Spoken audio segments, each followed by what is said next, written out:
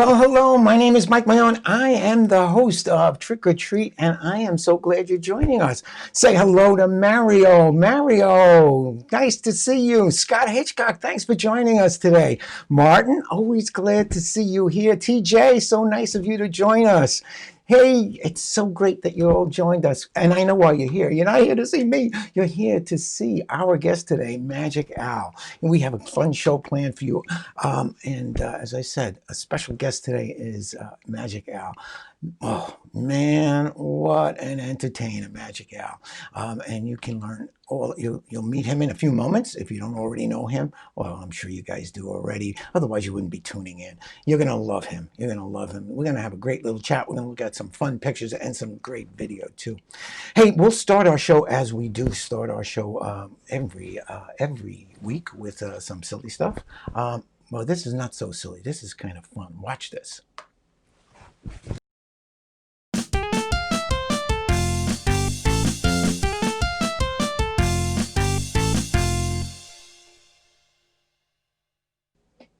Brain candy. That is the work of Scott Franz and my good friend Geoff Williams. They challenged themselves a couple of years back to put together videos that were that had to be magic on video that had to be completed in one continuous take with no camera effects. And they let us share with you some of their work. And I'm going to show you one right now.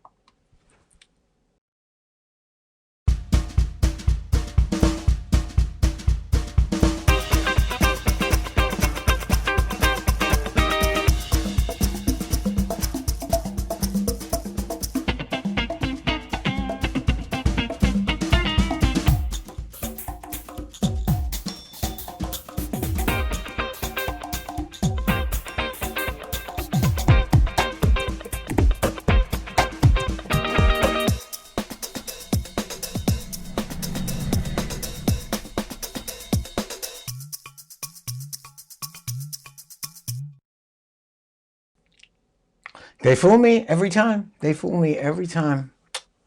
Yeah, next time I get with Geoff, I'm going to have to ask him about that one too. Hey, Hallie Garber just joined us. Thank you, Hallie, for joining us. And if you are just joining us, say hello. We have a great show today because we have Magic Al as our guest. But before we do that, we are going to look at a little bit of comedy.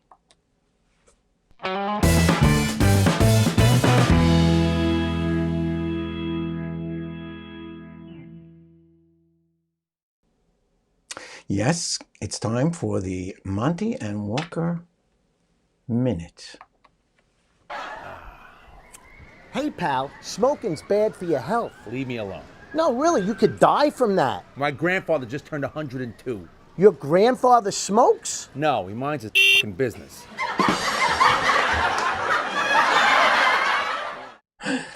Well, if you like Monty and Walker, you can see more Monty and Walker at the MontyWalkerProductions.com, www.MontyWalkerProduction.com. They have lots of little sketch comedy bits that they've done up there, and we will have more for you next week, so I hope you'll come back next week to see some more Monty and Walker Minute. And now it's time for everyone's favorite dead mentalist, Alexander.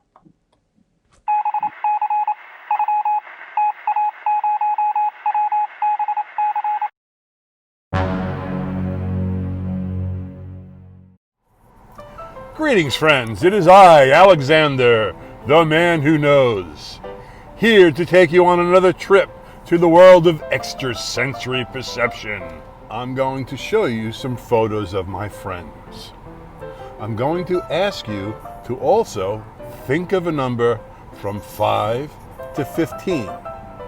What you're going to do is you're then going to place your finger on start, and you're going to start counting on 1, 2, and you're going to go 3 onto the photos and keep going counterclockwise till you reach your number. Now I'm going to ask you to count the same number back clockwise. So where your finger is, you got to count the opposite direction. The next photo is going to be 1, and you're going to count around clockwise till you come to the number that you originally selected. Keeping your finger where it is, I'm going to remove some of the photographs that I know you did not select. You are at your last move. What I want you to do is you're going to count 4 in either direction. You can go clockwise or counterclockwise. Just remember, the first photo you move to is number 1. I'm going to remove the photographs of the people you did not select. I see that you have selected Charlie Chaplin. Excellent choice. Thank you and have a nice day.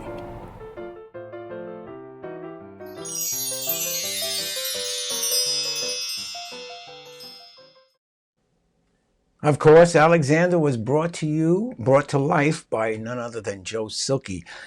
Did he get you? Did you land on Charlie Chaplin? I did. Anyway, hey, it's time in our show for a regular feature. Fact or fake news, fact or fake news, fact or fake news. Yes, it's time for fact or fake news. Here's a statement. Is it fact or fake news? Bob Keeshan was the host of the popular 1950s kid television show Howdy Doody. On the show, Keeshan portrayed Buffalo Bob Smith. The puppet Howdy Doody was his sidekick. Is that fact or fake news? If you think you know, put it in the comments, type it in the comments, and if you are right, you will win this beautiful super medal.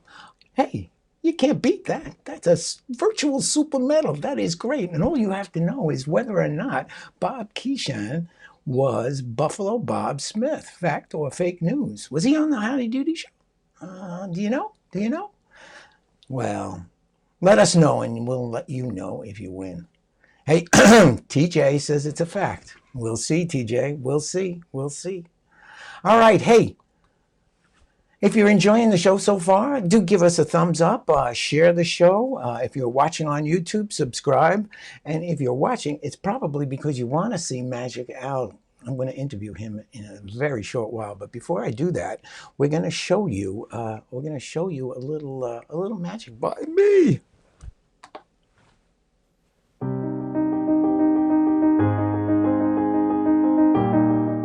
I want to do a little trick for you with coins. I'm going to just grab one here off my elbow. That's 1. And I'm going to grab this one off my sleeve. That's 2. 1 and 2. And this one, I'm just going to grab that one right off my shoulder. That's 3. 1, 2, 3. Now this one, I'm going to hold on to that one for a moment. I'm going to give it a little squeeze. These two, I'm going to wave. A little squeeze, a little wave. A little squeeze, a little wave, until this one is gone and only these 2 remain. Do it again. This coin, we'll give a little wave. This coin, we'll give a little squeeze. A little wave, a little squeeze. A little wave, a little squeeze, until all that's left is this one. But that's okay. I can grab another off my elbow. This coin is a traveling coin. It's going to fly into the hand and join the other coin. Are you ready? Here we go. 1, 2. And did you see it fly? There it is right there. Wait a minute. They're both gone. Oh, but no problem. I can just come up here and take that one right off my elbow. And I can take another off my elbow. So we have 2. 1 and 2. And the third one, here we go. 1, 2, and wait a minute. It's only 2. The 1 and the 2, and there's the one on my elbow. Wait a minute. That's 1. That's 2. Oh, I know. I took it off the wrong spot. There we go. 1, 2, and 3. Well, I hope you're enjoying the show so far. If you are, give us a thumbs up. If you're watching on YouTube, please subscribe. I know why you're here. You're here to see Magic Al, and he's going to be out joining us in a very short time. Thank you, Scott. Scott Hitchcock enjoyed that little bit of magic. Thank you very much, Scott. Hey, Robert. Thanks for joining us today. You're gonna enjoy meeting Magic Al, which we're gonna do in a very short time. But before we do that, we're gonna do a little bit of something you'll find interesting.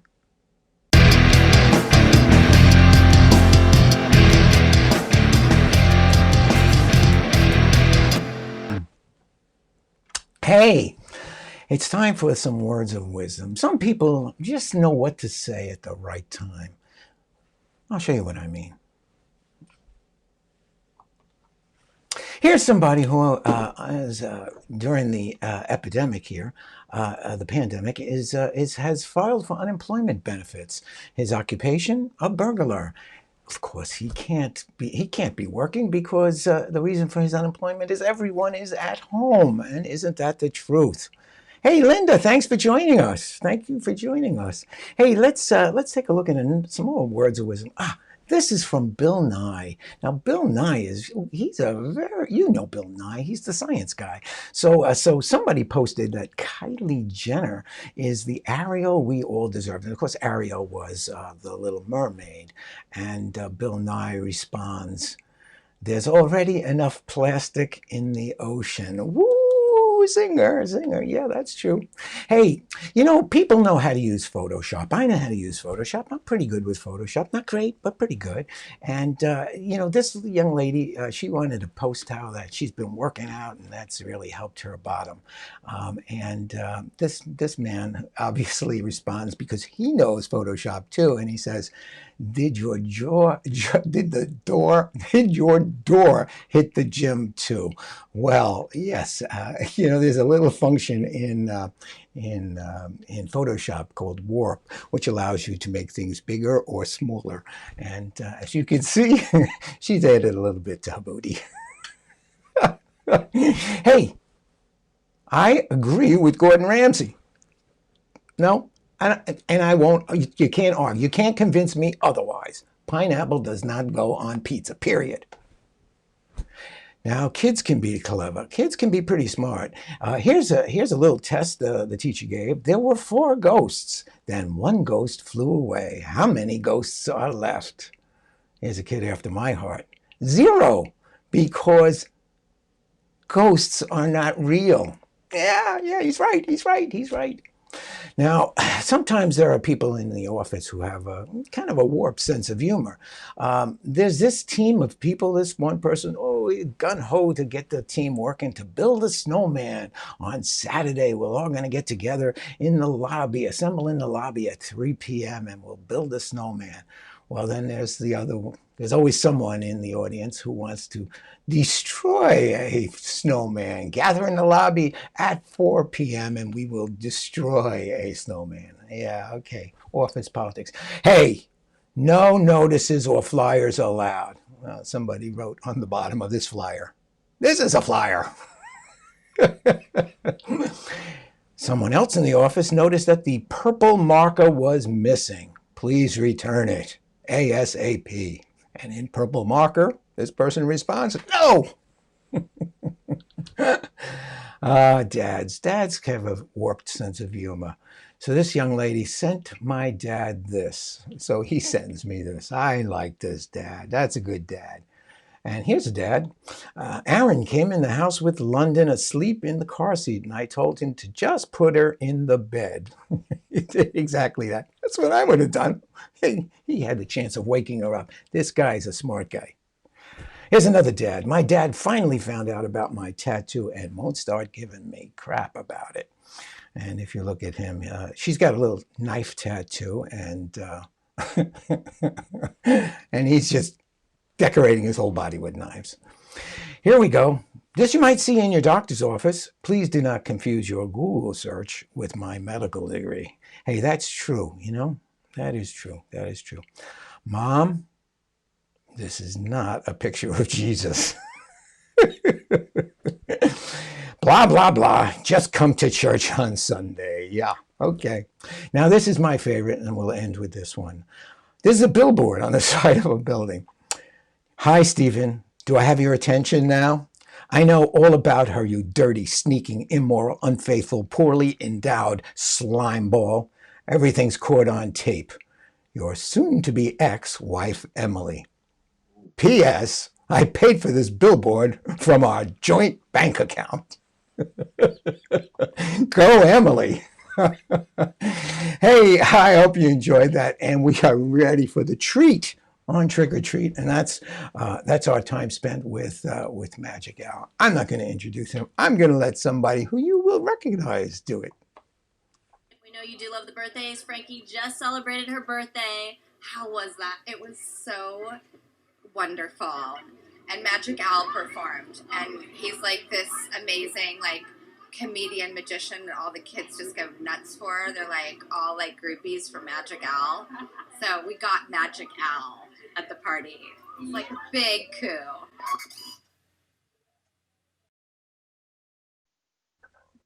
Magic Al, what the heck are you? Oh, you couldn't solve it, huh? I was working on this $300 puzzle trick. Yeah, I hate these things. You spend so much money on them. I don't know how to solve it. They say you twist them, you turn them. Maybe you just give them a spin like that, throw it in the air, and then, whoop, oh. I think. Well, look at that. We got a trick before we even got the treat today. We're talking. Let me put on my jacket. I want to look good for this interview. Okay, you do that. Hello, Magic Al. Thank you for being my guest today. You have a lot of fans watching the show today. I have to tell you, we have a lot of people here. Scott Hitchcock's here. TJ Tanner's watching. Martin Cox from England is watching. Linda Robbins is here. Oh my goodness, we have so many people. Did I say TJ Tanner? And Robert Schwaber is here, and none other than Mario is watching. Hallie Garber, is that a relation? Oh yeah, that's my girl. That's your girl. Well, welcome to the show. Thank you for coming by. How are you? What are you doing these days? I'm good, Mike. I'm doing good. Obviously, I'm sorry. The trademark donuts. There you go. I'm keeping busy under the circumstances, trying to do a little Zoom magic, which is quite the challenge. And I'm performing a few socially distanced parties. And, trying to decide what I want to do with the rest of my life. Talking about Zoom shows, I had the pleasure of watching just a little bit of your very first Zoom show. Yeah. Well, why don't you tell everybody why I'm laughing? Yes, yeah. So that was FaceTime Live, and I like Zoom better because you could see some people in little boxes. Yes, you can. But on FaceTime Live, you're just looking into that teeny little camera, and you're really not getting any feedback. Yeah.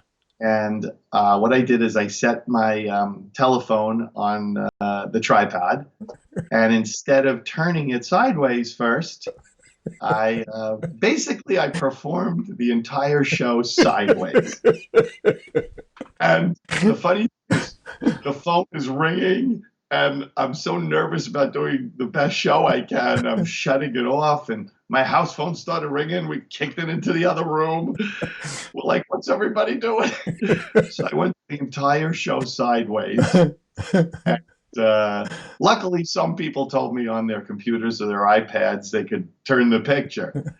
But one mom said to me, I'm suing you because my kid has a permanent crick in his neck.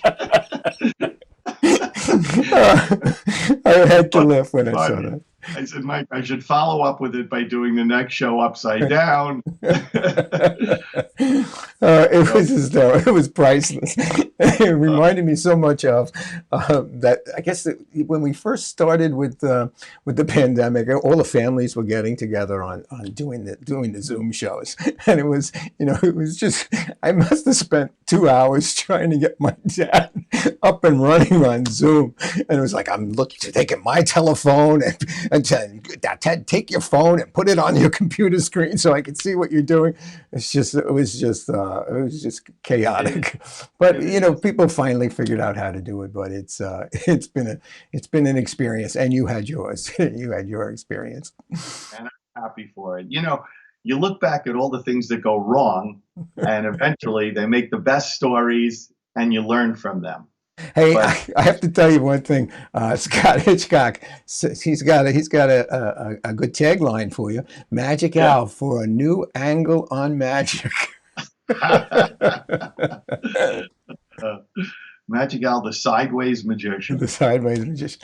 Hey, let's look at some pictures. I was going to interrupt you. What's that? I was just going to say, you have done such a wonderful job on this show, and certainly for some of us guys who are a little older and technologically not there yet, you've proven it. And I know you said Mario was watching. Yeah. Mario's show is unbelievable. The man is a genius. If a network doesn't pick him up soon and give him his own show, yep. I mean, it's just phenomenal. Just great work. Plus, such a great guy. I love him. Yeah, he is. He's a great guy, great talent, and his show is great. Marlene Winter, thanks for joining us. I'm so glad you're here to watch the show with Magic Al. And let's take a look at some pictures of Al. Uh-oh. Now, I think this is one of the early ones, huh? Oh, no, that was just last week.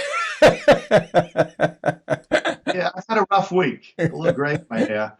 But yeah, so that was, oh my goodness, I must have been about 18 or 19 there, learning to work with doves and wearing my San Francisco shirt. And my waistline is exactly the same, too, I should say that. Now let me ask you, Al, when you started working with birds right at the beginning of your magic career?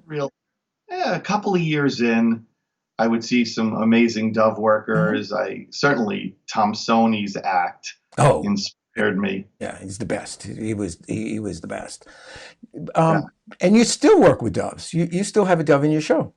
I do. I have right now. I have one dove in my show, and I named my dove Poopsie.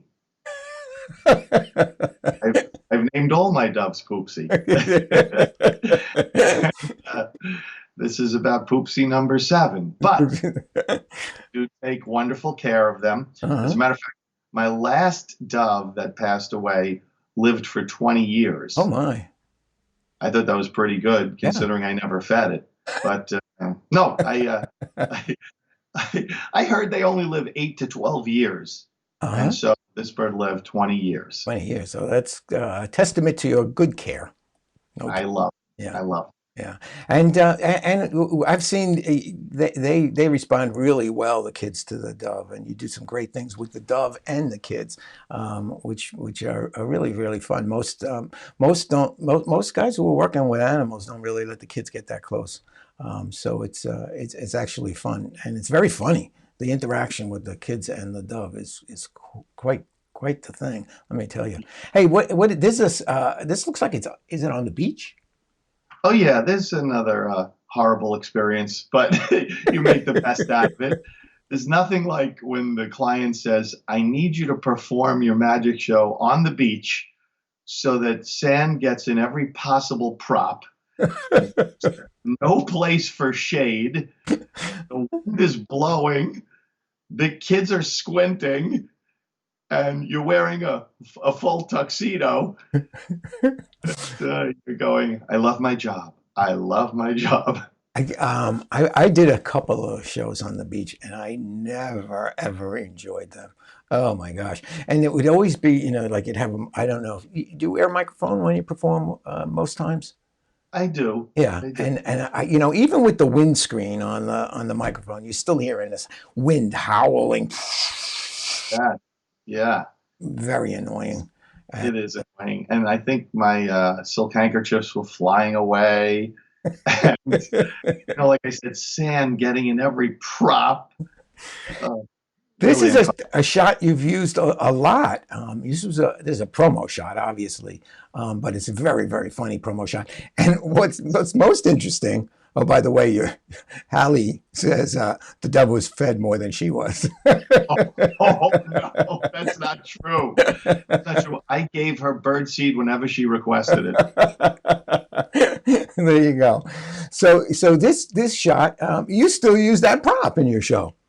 I do. Yeah. I do. Yeah. Oops, sorry. Hallie, would you like a donut? It's to be expected. So, yes, I love that prop. And actually, setting up that shot was quite the challenge because I envisioned punching myself in the chin and having the hat pop up off my head. Yeah. And I wonder if you can guess, Mike, how I got that top hat up there. I'm going to guess it's on a light stand behind you. Am I right? No, you're not. How'd you do it? We tried a lot of different methods, but there's actually a stick sticking up the back of my jacket into the hat. And it was very uncomfortable. And we did it multiple times to try to get the hat to pop up as much as possible. Well, I have to tell you, it's a great promo shot. And I think you should update it. And I will volunteer to photograph it for you if you want to update it. Because it's an old picture already. Yeah, it's got to be at least 10, 15 years old, maybe. Yes. Yeah. You know, I have to tell you, I just realized that was a version I bought in a store and you can't find them anymore. And there's been many times when I've done a kid show where a parent will say to me, my kid loves that thing. Where'd you buy it? I say, I can't find them anymore. They must have been made in China and sold out through magic shops and joke and gag shops, and they don't exist anymore. So, of course, I have an extra one. But one year I attended Cadabra. I actually attended Cadabra 4 years in a row. And one magician watched me performing in the show, and he obviously was good at building stuff. And about a week later, he sent me this version where he built out of solid steel with a giant boxing glove. And it looks great, but it weighs like 60 pounds. And it's so dangerous to use in the show that a kid could get injured. So, but I keep it for posterity. But I was so honored that he built that for me. And that guy that was Jim Kleefeld. Oh, Jim, yeah, sure. He's well known in the magic industry. Yeah. Hey, this might be an opportunity for you to. There may be a market for these things. You never know. You never know. Maybe you should connect with somebody like Jim and see if you can make a lightweight version. You might have a thing here. Yeah. I mean, why build an app? Why make an app? Why not go for one of these? Could make a fortune on them. The market's huge. It's huge. Hey, here's this is at the beginning of your career as well. It looks like you're soaring someone here. Yeah, that was my mother-in-law. May she rest in peace. I just had reached the limit with her. I couldn't take it anymore, and so I sawed her in half. And that goes back a long ways too. I had that table sawing in half with the Black & Decker saw. Yeah. That's a tough prop. It comes with all fits in the table, but they don't tell you the table is very wobbly, and you really shouldn't put anyone over 60 or 70 pounds on that thing. And you end up. It's not really the trick you want to do for a little kid either, because they can get a little scared with a trick like that. Yeah. So you know what happens? You end up at a party, you ask for a volunteer, hoping to get a kid that weighs 60 pounds. Everyone's scared. And then, so a parent volunteers and they weigh 180 pounds. And then you're like, oh no, this table could collapse on me. And my friend, Amanda Nicot, does probably one of the best routines with the soaring, because she gets a guy up there and she saws him like that, and it's a very, very funny routine. So I hope you get to see that someday, because it's a really love to. A very funny trick. the way she performs it. Now, this is something that you do still to this day, and I'm only lucky you're not doing it today because it's not scheduled. You're working in a hospital. Yes. So for several decades now, every Monday morning, I start my week by going to a local children's hospital, and I perform bedside visits. And boy, that photo looks pretty old too. Black and white photo. Looks like back in the 60s. Yeah. Yeah. Yeah. That kid is now 75 years old. But you're still doing it. I still do it every week. Every week. When the pandemic started, it stopped. Mm-hmm. And it was certainly so upsetting to me because I really love to start my week, spreading such joy and happiness to sick kids. But luckily, in the past 3 weeks, they've started again virtually. And so right where I'm sitting right here, I perform bedside visits in the hospital. They have me on an iPad on a metal cart, and they wheel me room to room.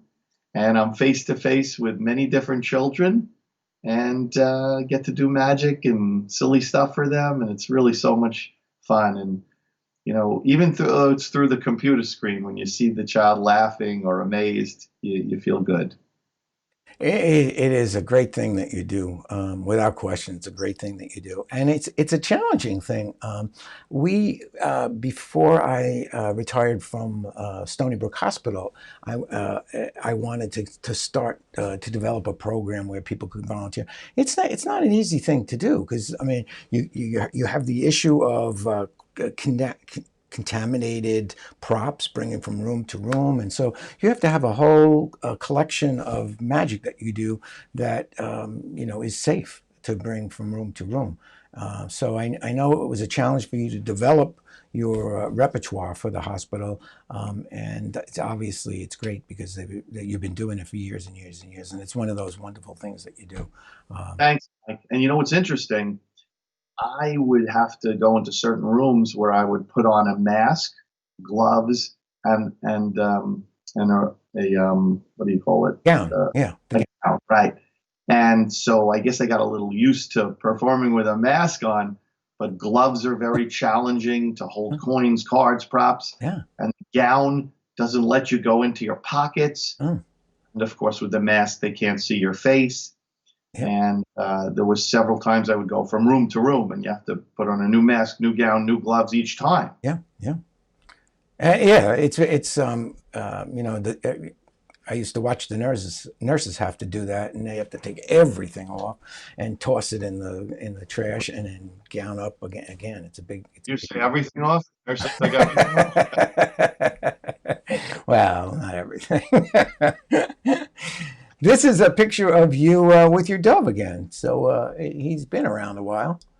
Yes. That was a pretty cool capture of the dove's wings, the way it's flying like that. It is. And as you see, I'm getting a lovely round of applause from that one gentleman standing there. Hey, look, he's wearing a fanny pack. Remember those? Oh, yeah. I think I still wear it occasionally. My kids lecture me when they see it. Yeah. Wears tuxedos like I'm wearing with a vest. Oh my goodness!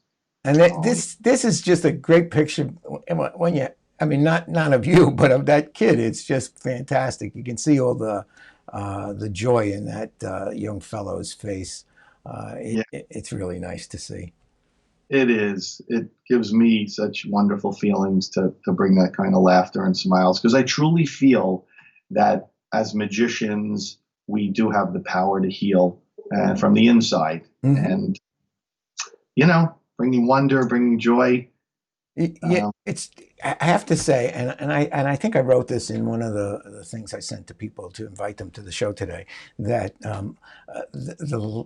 there's not a better sound than the sound of kids giggling. I mean, that is just a wonderful sound, and I know the adults in the back of the room, they can see that the kids are having a good time. But it's the performer, the kids performer. Our vantage point is absolutely the best. We get to see all the kids in the audience faces because the parents are usually in the back. And it's just a delight. Yeah. It is. You can't put a monetary value on that sound. That belly laugh to me the pure belly laugh from children. Yeah, it is good. It's the greatest feeling. I always say it feeds me. Uh, It really does. it's interesting how many people, can't don't really want to work with kids at all. I mean, there's a number of magicians who is like, there's kids. No, I'm not going near them, and because it's a special talent. It's a special talent, and you have it down. Thank you so much. Without question. Here's another one of your fans. Yeah, he looks like a happy birthday kid. Yeah, he's having fun. He is having fun. And there's a promo picture. Now, I know you have a dove. I didn't know you had this is a parrot. Yes. So early on in my career, I had this dream of getting a parrot and training him to talk and be part of the show. Now, certainly when you're performing in Las Vegas and doing a stage show and you have trained parrots, nobody's on the stage with you. Yeah. But this was probably a really horrible idea because you can't bring a bird like that to private events and private parties and expect kids to be able to be near it and pet it. And but I did get that little bird as a baby, and I fed it and trained it, and it certainly bonded with me. And then I had it for about 3 years, and I certainly loved the bird very much. His name was Presto. He was a yellow-naped Amazon, and he could talk. And then my son, Jeremy, was born. And probably a year after he was born, this bird was imitating him. And if I brought him near the bird would look like he wanted to attack him out of jealousy. So my lovely wife, Donna, basically said, so the bird's going to go or you're going to go. It wasn't a hard decision. But I am happy to tell you Presto had a beautiful home. A family came and adopted him. And I gave them everything, the cage and the toys, and it was hard to let him go. And I wonder now, after 30 years, if Presto saw me again, he would remember me. Well, the bird is probably still alive if they took care of it, because parrots live a long time. I know. From what I understand. Yeah. Yeah. 70 years. Yeah. Now, here's some faces people will recognize. These are fellow magicians and mentalists. I see Siegfried. I see Matt King. I see Michael Carbonaro. And who's up in the upper right-hand corner? Who's that? That's Kreskin, isn't it? Amazing Kreskin. Yes. All these guys calling me for career advice. It really gets to me after a while. I'm like, guys, how much can I tell you? I'm trying. But you know what? It was so exciting meeting all of them. Michael Carbonaro and I, both Long Island guys, and Michael was young and his career started to really blossom doing, local shows. I remember his mom was so sweet, and sometimes she would call me and say, Michael's overwhelmed with shows. Can you cover this show for him? And we tried to help each other out. And that was at Tannen's camp, which is, of course, the greatest magic camp in the world. And he came, the kids went crazy.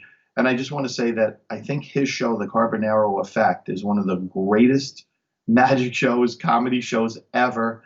I never miss an episode. I laugh. I love it. And I think he's done amazing work. He is a wonderful guy. I mean, he just is a wonderful man, and he's a wonderful performer, and he's just great. And he's just a really, really nice guy. And we've done a couple of things together. I had the good fortune of emceeing the show, and he was in it. And then this is obviously before he was Michael Carbonaro. He was, Michael Carbonaro, and he did a couple of shows for us, and it was just great. We loved him. I'm so happy for his success. Yeah, me too. Yeah, he's super. What can you say about the other magicians there? Matt King, genius. Oh, isn't funny, amazing comedy magician. I've seen his show many times, and in Las Vegas and at magic conventions. Could watch him over and over again. He's just the best. And Siegfried, I met at a magic convention years ago in Las Vegas, And I actually remember talking to him. Of course, I was so nervous. And in his thick German accent, he said to me, "They said magic was dead, but proved them wrong."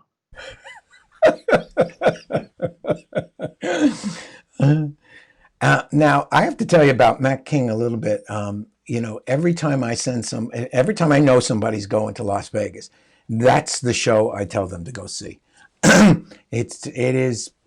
In my opinion, it's the best show in Las Vegas, without question. It's just a fun show to see. And I tell people, if you don't like it, I'll reimburse you the cost of the ticket, because it is just the greatest show.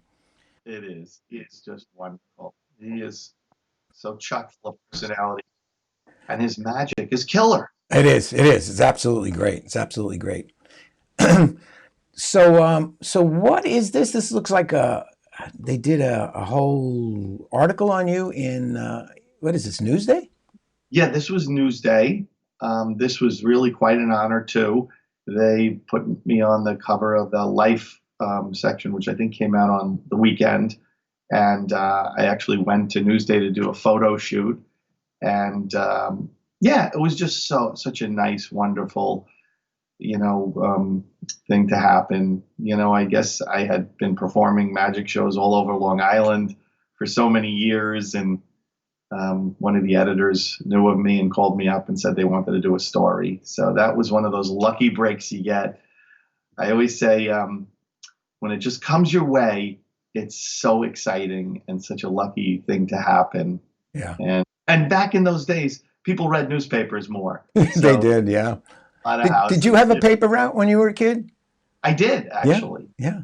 I did as well. And I remember the newspapers were like this thick, and you'd put them in your bicycle. And if you hit a bump, you'd put them in the basket. If you hit a bump, you'd go toppling over because that was heavy. Now it's like you could have 100 newspapers, and I don't think it would stack up to a pile this high. What did you deliver, the Press or Newsday? Newsday. And I hate to date myself, but when I tell you this, you won't believe it. So Newsday is now what? 50 cents a day, 75 cents a day? I don't know. I still get it delivered. Uh-huh. But when I had my paper route, it was a nickel a day. Yep. And there was no Sunday, only 6 days a week. Right. That's right. I had to go door to door to collect 30 cents at the end of the week. Uh-huh. I mean, can you imagine? I'd ring people's doorbells and I'd say, collect. And they'd say, how much do I owe you? And I'd say 30 cents. And I prayed that they'd give me, 40 cents, a dime tip. Yeah, yeah. And didn't you just love it when they say, we paid you last week? No, we paid you last week. No, I'm sorry you didn't pay me. You owe me 2 weeks. Yeah. Oh, my goodness. Or if they say to you, the paper was wet yesterday. I feel like, well, it was pouring raining. I did my best. Hey, they did a good job on the picture here, too. I don't know if anybody can see that, but it's like one of those repeating pictures, a cover inside a cover inside a cover. So it's kind of a treat. That is nice. Yeah. Cool.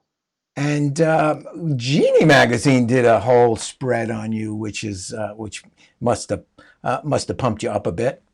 Yeah, that was also such an honor. I was so excited.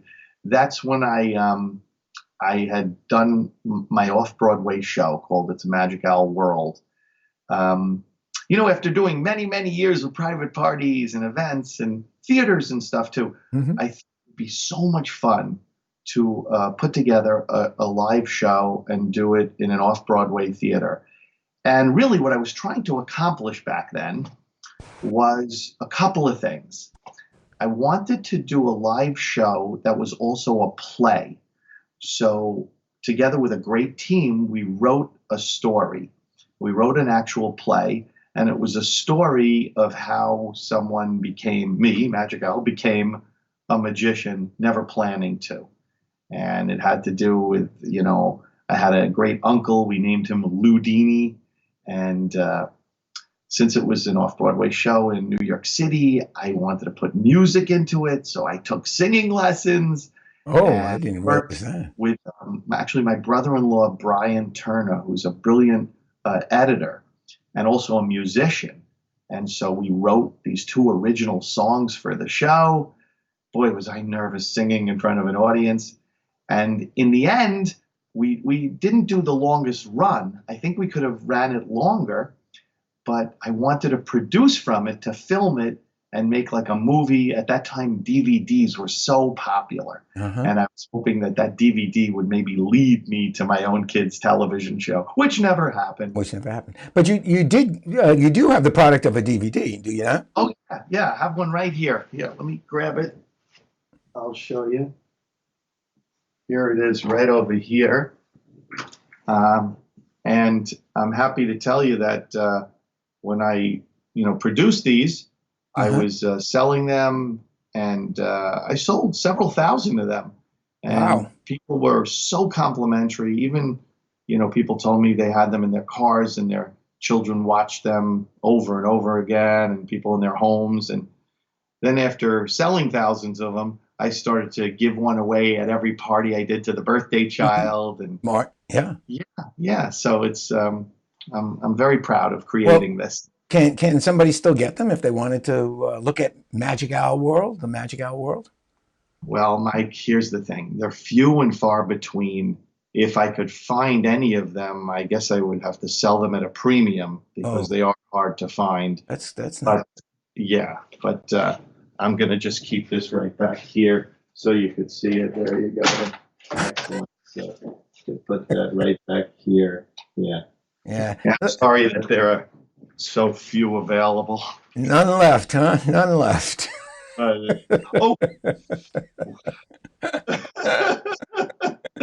of course, if anybody wanted one, they could contact me if they still have a DVD player in their home or their car.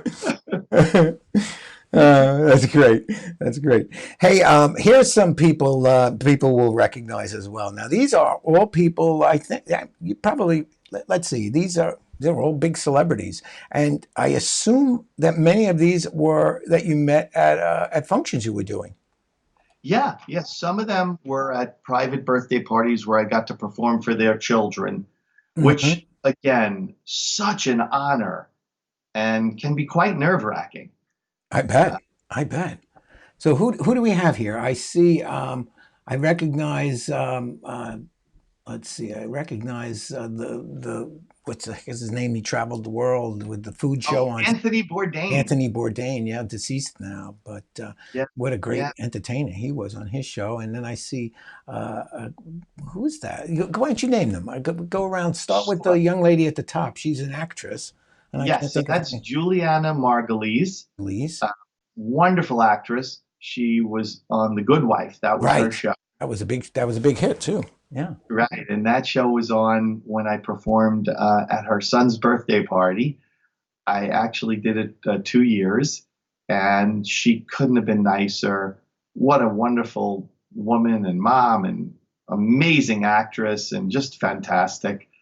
And nice enough to take a picture with me. Anthony Bourdain, I have a couple of great stories about him, and I am so sorry that he left us because he was genius. He was wonderful. So when I first got to perform at his daughter's birthday party, his wife contacted me, and when she said the name Bourdain, I remember saying, "Oh, by any chance, are you related to Anthony Bourdain?" And she said, "Oh, that's my husband." And I was like, "Oh my goodness, this is going to be exciting," because he had his TV show going at that time. And so I actually spoke to a couple of friends, and I think it was my good friend Seth Kramer, wonderful magician, who said you should read his book, Kitchen Confidential, which I believe is his first book he ever wrote, which turned the restaurant industry upside down. Yeah, it did. I got the book and I read it, and it was amazing. And I performed for his daughter's party, and actually I did it 3 years in a row. So what's interesting is when you get to meet someone the first time, a big celebrity, you're usually totally in awe and nervous, and you don't know what to say, and you babble a lot. Then you feel a little more comfortable. So the second year, I knew I was coming back again. A friend of mine who lived in California told me that Anthony Bourdain had a list of restaurants, the 10 restaurants you should eat at before you die. And one of them was this barbecue restaurant in like Oklahoma. And so I contacted the restaurant and asked them if they would sell me their signature barbecue sauce, which Anthony Bourdain, said was so amazing. And basically, I got the barbecue sauce, I got a hat and a T-shirt, and I was able to make it appear magically at his daughter's birthday party and present it to him. Oh, and great. He was very touched by that. And he was just generous and terrific guy. Sorely missed. And then where should we go next? Where do you? Who is now? There's a comic actor down at the, and I can't remember his name. Yes, well, that's Mike Myers. Mike Myers. Okay, thanks. Yeah, and comic genius, and he was actually a guest at the party. The other gentleman standing there is part of the team that wrote and produced the Broadway show, The Book of Mormon, as well as South Park, the TV show. Yeah, sure. So his partner is Trey Parker, and his name is Matt Stone. And genius guy. And I got to perform at Matt Stone's child's birthday party in his home. And little did I know, Mike Myers is in the audience watching me. And so that's actually in Matt Stone's kitchen at the end of the party. And Mike Myers was there, and they were nice enough to take a photo with me. Now, I'm even worse with names of athletes. So who do we have standing next to you in the lower right? Well, actually, he's not an athlete. Oh, he's a not? rapper. And his name is Fat Joe. And he's from the Bronx. And he's, a world-class rapper, just super famous guy. And maybe my kids know who he is. I don't. And that was the restaurant that I performed in for many years, which obviously is not happening now. And he came for dinner with some friends, and I got to do some close-up magic for him. So he was nice enough to take a picture with me. And in the top right? So the top right are two major football players for the New York Giants. Yeah. That, of course, was the incredible quarterback who just retired this year. And I think his name is Eli Manning. Eli Manning, yeah. Two Super Bowls. The last one against the Patriots was unbelievable. 2008 and 2012. And that's Sean. Let me think of his last name. He was a Giant, but then I think he retired earlier. I forgot Sean's last name. Maybe it'll come to me. But he was a linebacker and the nicest guy. And Eli Manning, it was so exciting. I was performing at a club, and Eli Manning's daughter was really laughing and having fun, and I didn't notice that he was right behind her. So coincidentally, just about 2 weeks ago, I got a call from Mrs. Manning, and I came to his home and did a socially distant magic show for his family and kids. And it was really exciting, and he autographed some playing cards for me, and I have a Giants hat he autographed, and such a nice man, such a great family. Here's some more celebrities who you've performed for, and of course I recognize a couple of faces here: Bloomberg and Robert De Niro, and so bad with names. That's Harry Potter in the top left, isn't it? Yes. I have a great Harry Potter story for you. So that was actually, he was performing in an off-Broadway show at the Public Theater that I went to see him in. But years before, I performed at a celebrity's party for their daughter they did a 7-year-old girl's birthday with an amazing Harry Potter theme. And I mean, when I say amazing, they decorated the table as if it was the table right out of the movie. They even hired an owl trainer because, the owls deliver the mail in the Harry Potter stories. And it was just, oh my God, a most amazing party. And she said to me, the mom, I hope you don't mind, in the middle of your show, there's going to be a knock on the door. We're having a surprise guest. Now, this was all girls. There were about 30 girls, all 7 years old.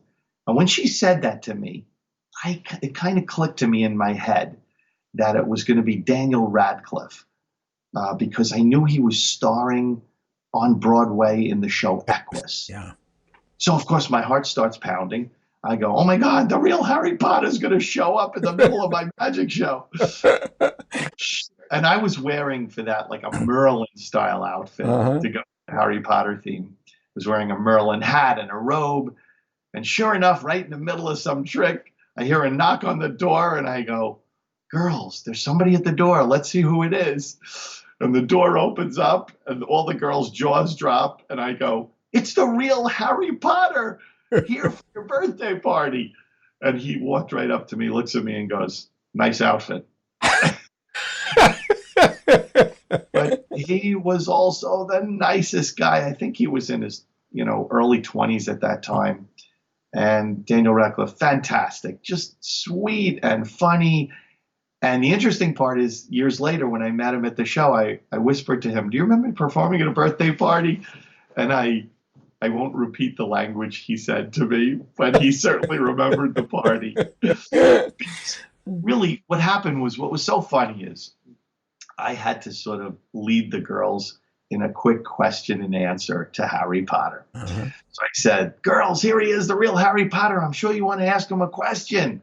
So raise your hand if you have a question for Harry Potter. And one little girl raises her hand and she says, what was it like being in the movies? He said to her, it was really nice, because your movie, your fellow actors become like your family. You spend so much time with them. And the entire crew and the cast becomes like your second family, and you enjoy spending time with them. And so she said, okay, thank you. And I said, does anyone else have a question? And another little girl raises her hand and she says, what's it like being in the movies? And I was like, okay, here we go. The same question. Anyone have any other questions for the real Harry Potter? The little girl raises her hand. Can you fly? You fly. No, I'm just pretending it's a movie. It's a movie. So that was a lot of fun. Then you have Mr. Bloomberg here. Yeah, Mr. Bloomberg. So nice. Actually, years ago, along with many other magicians and entertainers, I got to perform at the Bloomberg Company picnics, which were fantastic parties. And then years went by, and he became a grandpa a couple of years ago. And I got a call to perform at his grandson's birthday party in his home. And I've done that the last 2 years. And he was really, really nice, warm, and really enjoyed, and was so nice to take. Not only did he take the picture with me, but he said, let our professional photographer take the picture, and then we'll email it to you. Oh, that was very nice. Yeah. So nice. Yeah. I have a couple of pictures that I took that I want to share with our audience. When you performed at the Parlor of Mystery, you did a Christmas show for us there. This certainly shows some of your character, a very silly performer that really gets the kids chuckling. And here's another one.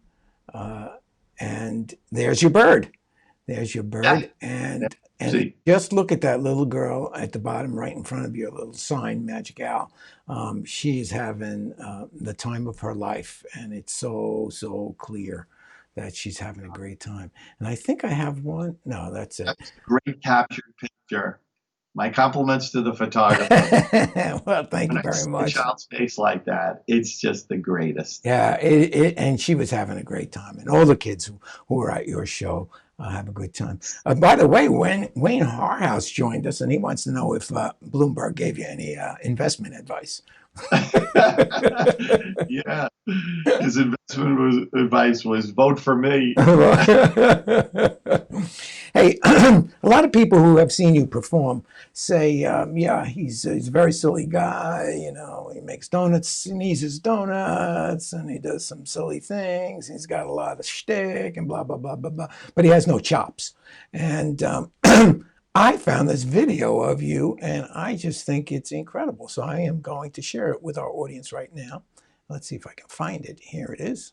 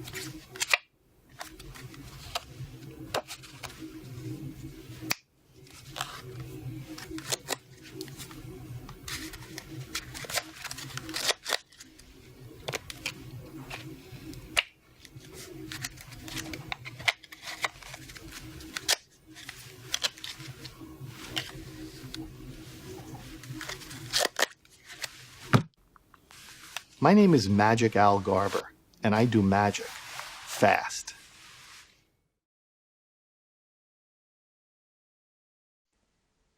Hey, that was great. Wayne Harhouse says this, and I'm going to put this up on the screen. He says the people at the park side would disagree with the no chops comment because they get to see you do some great close up magic, which of course, most of us who have seen you perform for the family and for kids shows don't get to see that. We get to see you, being your silly self, and getting those kids laughing and having a great time. So what was the business with Wired Magazine? What's that all about? Yeah, well, I'd like to say I did that in one take, I'd You'd like to say that, wouldn't you?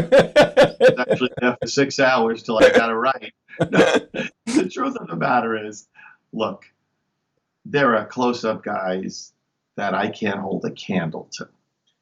And I think one thing you learn is you have limitations in life. But do I love close-up magic too? Yes. Do I appreciate it?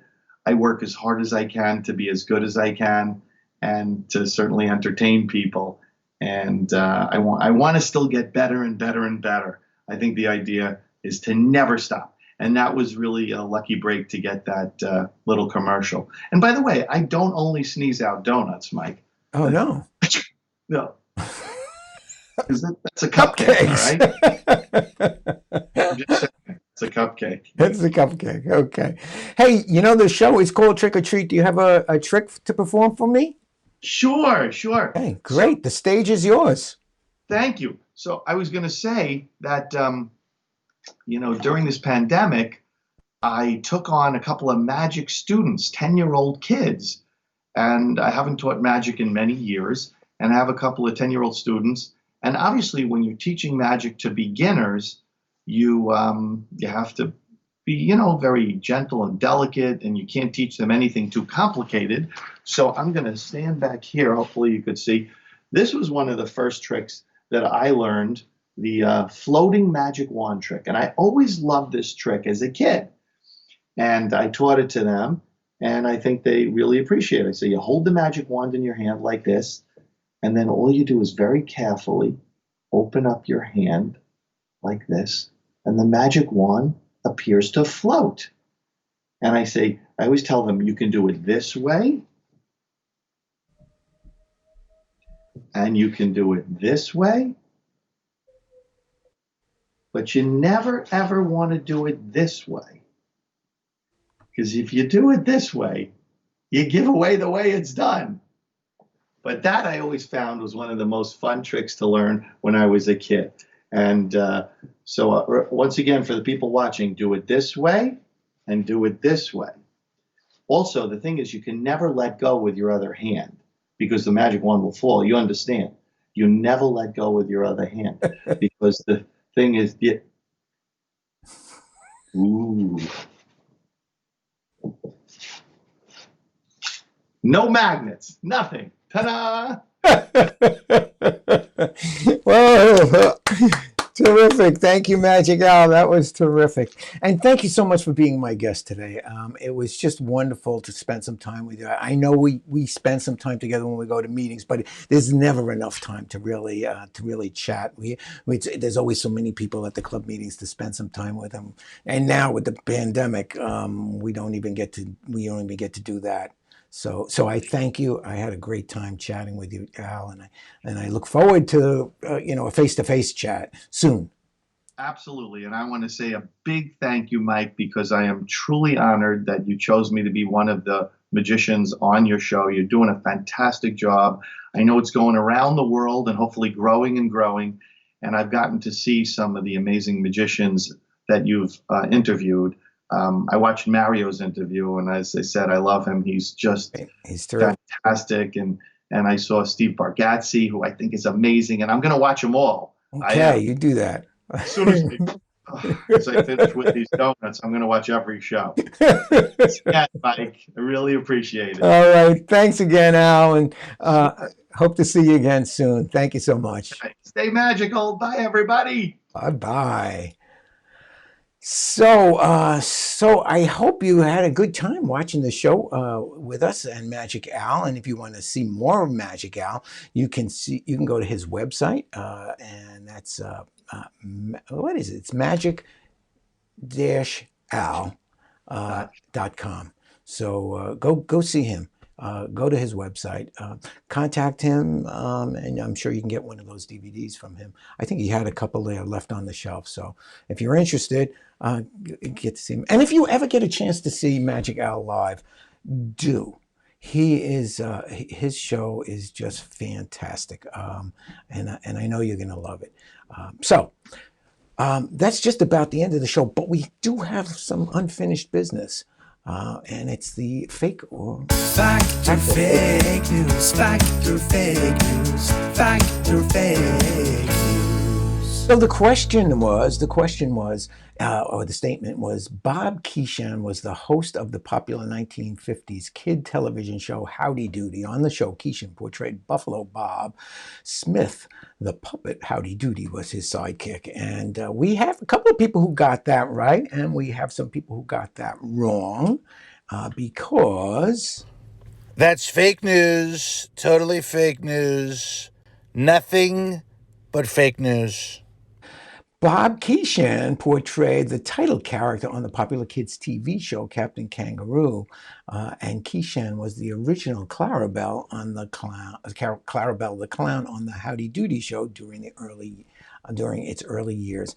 And I know a number of people got that right, a number of people got that wrong, but Scott, not only did you know that was fake news and that Bob Keeshan was Captain Kangaroo, you also knew that it was that he was Clarabelle the Clown on the original Howdy Doody show. So you will win the special the super medal. Hey, if you've been watching the show, I hope you enjoyed it. I hope you had a good time. I hope you give us a thumbs up. I hope you share the show. If you're watching on YouTube, I hope you're going to subscribe. And next week, join us on Monday at 11 o'clock Eastern Daylight Time, because we have an interview planned with a German magician called Clemens Ilgler. And he's a wonderful magician who's won a number of awards in Germany, and of all things, he plays in an orchestra.